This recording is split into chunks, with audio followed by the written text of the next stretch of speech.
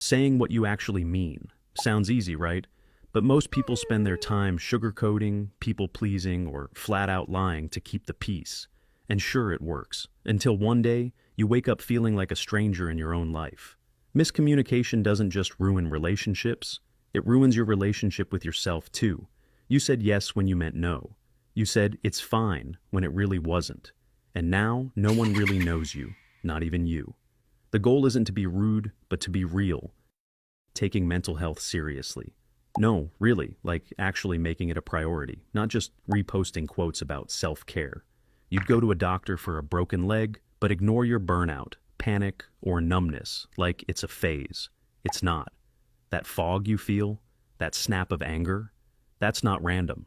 That's a signal. Whether it's therapy, journaling, boundaries, or rest, you need to do something. Ignoring the problem only makes it louder. And healing doesn't mean you're weak. It means you're smart enough to stop bleeding before it becomes internal. Being quote-unquote weird. Yep, the very thing you tried to avoid in high school, turns out it's your superpower. Being weird means being real, authentic. It means doing what makes sense to you, not the crowd. Don't try to mold yourself into someone else. The world doesn't need more copies. It needs originals. Be yourself, because everyone else is already taken. Learning emotional regulation. Here's an underrated skill, emotional intelligence. EQ or emotional intelligence can make or break your life.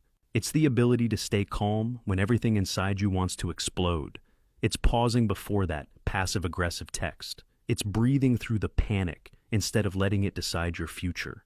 Every relationship, every job, every moment of self-respect runs on your ability to manage emotion. It's not about suppressing your feelings. It's about steering them, because your reaction is your responsibility, always. Start your day with power, learning to cook.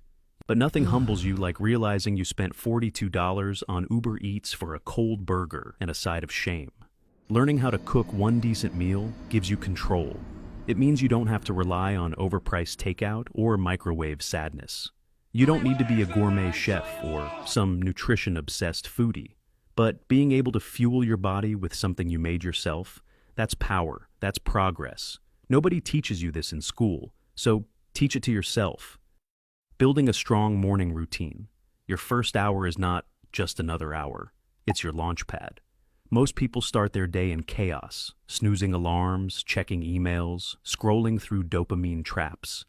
And then they wonder why the rest of their day feels compromised. But when you intentionally control that first hour, when you hydrate, stretch, reflect, maybe even just sit in silence, you send your brain one message: I'm in charge.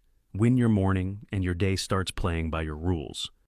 Documenting your life, not for Instagram, for you. Your memories aren't perfect. They fade, blur, and warp over time. But journaling, taking photos, recording voice notes, they capture the becoming.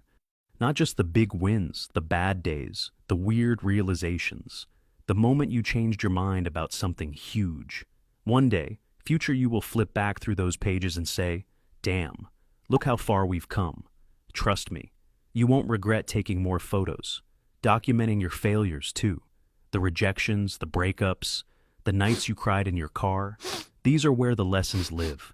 Write them down, to remember how you got through them. Because when things get hard again, and they will, you'll have evidence that you don't break when things get tough. Failure doesn't ruin your whole story. It's just another chapter. You'll be glad you kept the receipts.